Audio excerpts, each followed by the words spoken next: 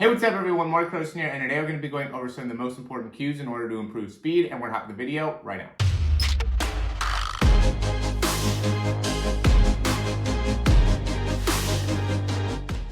Alright, so one of the big things that I think is super important when it comes to improving speed technique is really making sure that you have a clear understanding of what it is that we're trying to coach, and really make sure that the athlete is able to understand what it is you're saying. So I want to go over some of the improvements that we've made over the last 6 months or so, not only myself but also a few clients, just to show that you could really make a big difference in somebody's running form just by being able to give the right cues and the right information. So one of the big things that I really try to make sure to explain to people is just to be able to improve that reach. And so you can see where I was at with my reach with my legs, and I'm still not great with that left side, but really making sure that we're able to get that foot out in front of the knee is something that is a critical part of being able to sprint.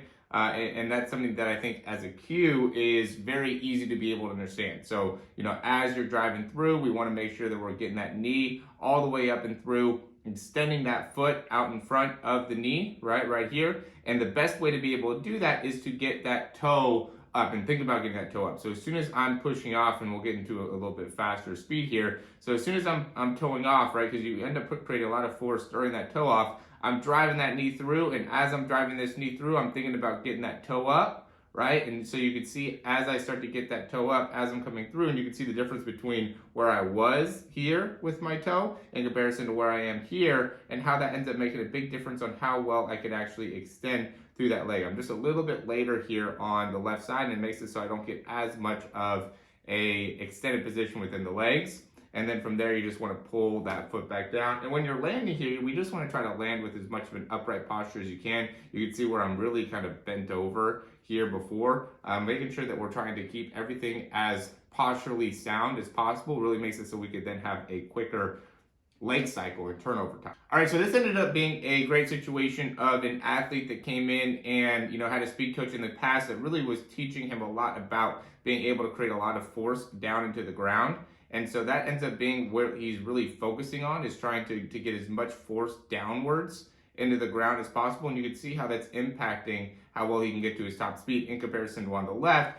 Here he still has kind of a long stride and still has some work to do, but you can see that he's doing a much better job of reaching out with that foot and being able to get more of that horizontal force down into the ground. So that ends up being a key concept, a key teaching tool, is that when you're hitting the foot down to the ground, it wants to be more of a horizontal force when it's hitting the ground, not a straight vertical force. And while it's important to be able to create a lot of power into the ground, we want to make sure that the actual forces are correct. So when you're going and hitting the ground with more vertical force application, the amount of force into the ground might be a lot, but we're not actually helping you in increasing your leg cycle. It's going to make it so our foot contact time is very long, and then also our leg cycle is going to be very short, okay? Where when you're actually hitting the ground with the correct horizontal force, we're going to be able to still create a lot of force down the ground. Our foot contact is going to be shorter, and then we're still going to be able to pick up a good amount of distance on each one of our steps. All right, so here's a big thing where posture comes into play, right? So we're seeing that when the athlete first started, we just had a hard time in being able to control the posture, which then made it so the leg cycle was just a lot more difficult to be able to control. So as he's continued to be able to work on the posture and being able to maintain a better upright position, he's been able to increase that leg cycle. And that's something that I actually use as a cue, is like as you're starting to improve that posture and reach up with the posture, and an important thing that I do to be able to kind of explain that is getting that knee back behind you, right? And as you get that knee back behind you, and I love being able to work on the treadmill just because I think that really gives you the opportunity to see some of this stuff in a really great angle. But when you get that knee back behind you, really trying to drive that foot up as soon as you can before you drive that knee forward. And when you do that, that really helps in being able to maintain a more upright posture, right? So you can see he's doing a much better job of being able to do that here on the left, and that leads to being able to create a much more upright posture, which then, it's about the leg cycles. That ends up being another cue that I'll use, is that you're utilizing the posture of keeping your body upright to then be able to cycle the legs faster. And being able to combine that, I think really makes a big difference in understanding how to sprint faster. And real quickly, if you like the information so far, go ahead and click that thumbs up down below. Subscribe to the channel if you haven't already. And if you have any questions, comments, recommendations, you can leave those down below. We'll hop right back in the video. And so you can see how over a period of time here, he's really been able to increase his leg cycle by being able to maintain a much better posture and understand how to utilize his arms much more effectively as well. All right, so here's a great example of how important technique is, and really a great athlete here, but just was hindering himself in what he could do speed-wise because of the posture. So you can see here on the right, just very, very limited in his overall stride, right? Trying to get a better, knee drive, trying to be able to push back behind him. You could see when his foot was leaving the ground, he's just not getting the knee back behind the hip. So that ends up being an important cue as well, is that as you're pushing off the ground, you want to make sure that the knee is behind the hip, right? And then from there, we want to be able to drive that knee forward and through, and then get into that extension. So that ended up being a big part as well, is being able to maintain the extension. So what he would end up doing right here is, as he was extending, he would almost kind of round his back. And this one wasn't a great example of, how it looked like, but, you could really tell, especially when he did exercises off the treadmill, that he had this compensation of rounding his back as he was trying to extend the knee. Right, but as we taught him to be able to extend the back more as he was trying to extend the knee, it helped him in being able to maintain a more upright posture. Right, and we want to also get a good understanding of where the hand should be. So we want to make sure that the hand is 12 inches behind the hip, right, as we're driving back, and then we also want to get the hand up to about, nose, kind of chin area, right? So you can see before he was kind of limited in where he was with his arms.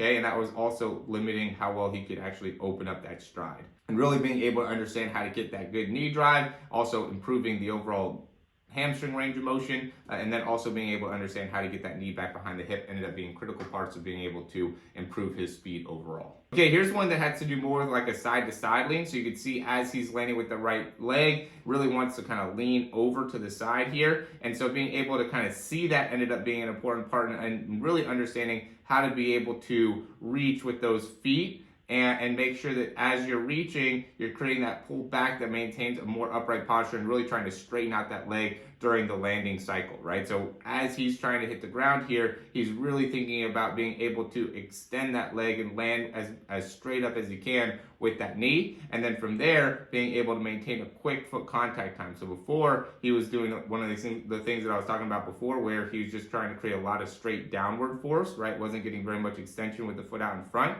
instead of being able to create that horizontal force of pulling that foot back underneath. All right, so here's a great example of somebody that really needs to understand how to reach a little bit better and just have a good understanding of posture as well. You could see as he was running, he just was not getting very much overall extension, and being able to understand, what are some of the differences between trying to be very, very quick with your feet and opposed to being able to be long with your feet, right? And so the big focus here was just on being able to elongate the stride, thinking about reaching, thinking about driving that knee back up or that heel back up to the butt, right? Being able to get that motion down. That ends up being a key part, right? So you do want to be able to really quickly drive that knee up to your butt as soon as your foot pushes off the ground. And then as you're coming through, you want to be able to get that foot out in front of your knee, like we talked about before. And just being able to understand how to do that will help in understanding how to improve the posture overall within the body. All right, last one here, we wanted to be able to get a little bit into the arms. So on the left, you could see just really tight within the arms, not really understanding exactly how to be able to use those to, help her out with the run, and really being tight within the upper body. In comparison, on the right, being able to be a little bit more open and relaxed with the upper body to be able to then create more reach, and then over time been able to really increase the leg cycle because of that. So now, as she's been able to understand how to utilize the arms to be able to improve the sprint, and this is a little bit into the workout here on the right, so she's not moving as quickly. So her just being able to understand how to utilize the arm has made a big difference in understanding how to be able to sprint faster and have just more consistency within her stride. Where on the left, she was a little bit more back behind her with her legs, so she was trying to fall forward a lot more, which made it so, she's a lacrosse player, so she ended up having a harder time moving side to side, would also get much more fatigued. And so being able to understand how to run efficiently, a little bit more relaxed, a little bit more controlled, has helped her being able to still run at a very fast pace, but then also be able to move side to side as well and also be able to be much more efficient. She plays the midfield, and so she wants to be able to move the entire game and not get too fatigued, and being able to understand how to correct her mechanics made a big difference in making so she was able to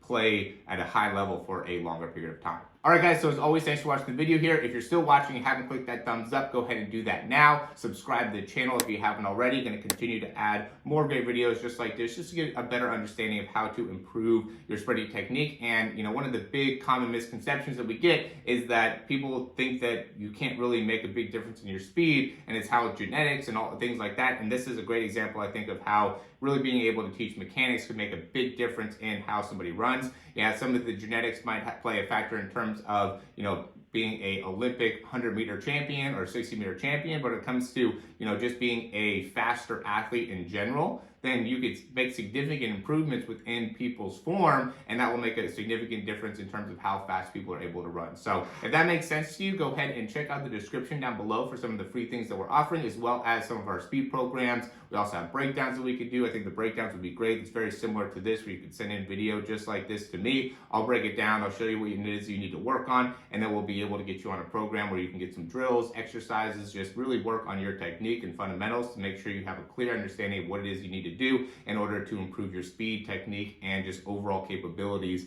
as an athlete. So if you want to get more information, go ahead and go to that speed breakdown down below in the description. I mean, we also have programs. We have a lot of things to be able to offer you to really be able to help you out with your sprinting. So as always, guys, thanks for watching, and we'll talk to you soon.